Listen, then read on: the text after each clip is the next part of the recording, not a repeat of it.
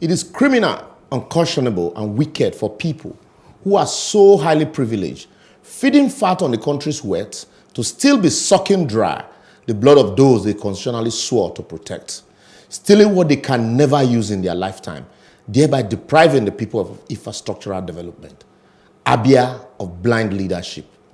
When I cried out to stakeholders to rescue Aba sometimes last year, some governance official in Abia State called for my head while calling me unprintable names, despite their refusal to honor my open invitation for a debate.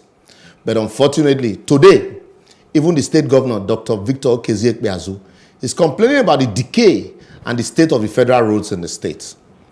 While the governor is lamenting the deplorable state of the federal roads in Aba, which is not peculiar to Abia alone, but a reflection of the existing state of our federal road across the country, I dare say to the governor to look inward, as the kettle can't be calling the pot black.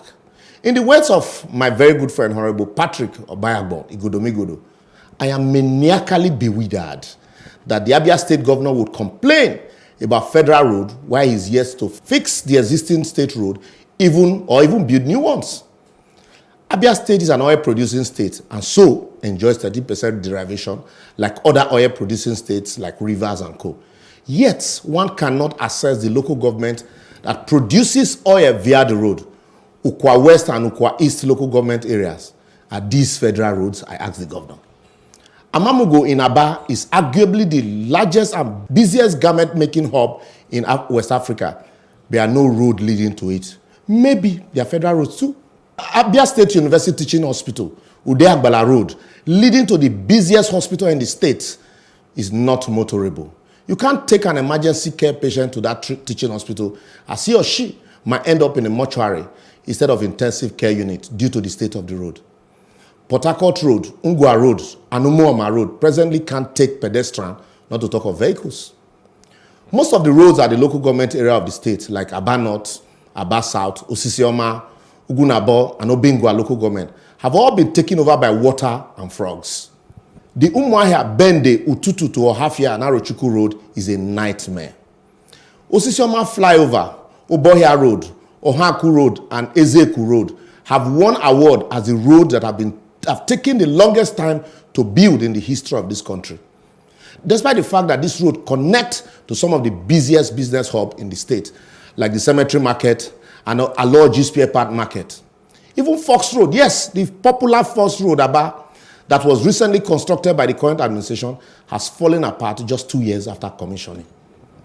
You wonder, it is the 21 years of psychopathic monarchical democratic leadership, friend to friend and father to son, administrative recklessness and state treasury looting that has thrown Aba into an economic coma, which need urgent surgical liberation. As those who should speak out against the malfeasance going on are either eating peanuts from the government or afraid to even speak up. The youth have been head down with poverty and so psychopathic to the extent that anybody in government vehicle is viewed as Onyisi. Record obtained from some of the government officials in the state reveal that of governors' relations and former governors of the state still travel on the state account. Money spent by the governor on travel in a month is enough to keep 7 parastatals in the state alive. The state head workers are on strike indefinitely due to 17 months unpaid salary. Abia Poly is on 22 months salaries. ABSUT, the state university teaching hospital, is on 13 months salary and unpaid subvention for close to 3 years. And then sometimes last year, the state governor led a delegation to African Development Bank to seek assistance to enable him carry out some important projects. To wit, 3 projects in each ward within the local government, asphalting of at least a 10-kilometer road in each of the local governments, automation of the Aba shoemaking factory, 27 billion for underground water tunneling and reconstruction of 5 roads in Aba, Abia Microfinance Bank, for which the governor announced 100 million startup capital, and construction of a litany of road contract. But as we speak, most of, if not all, these projects only exist in remote or audio form, very far from reality. I will therefore advocate that until we break the chain of psychopathic cowardice of stomach infrastructure and break away from the scavengers masquerading as political leadership in Abia State, it may get to a stage where people from Abia will be ashamed to say they are from the state, except to get a federal government job or political appointment. The youth should be told that the rain does not fall only in Abia, as the excuses of rain by Okezie Ikpeazu has become unending. However, his counterpart in Ebonyi, Akwa Ibom and Rivers are using the same time to construct roads and build bridges. Abians should remember that government is a social contract between the people and the leaders, and that demanding accountability, trust, and openness from our leaders should be the watchword at all times, instead of collecting peanuts from politicians who will in turn reloot what they have given to you.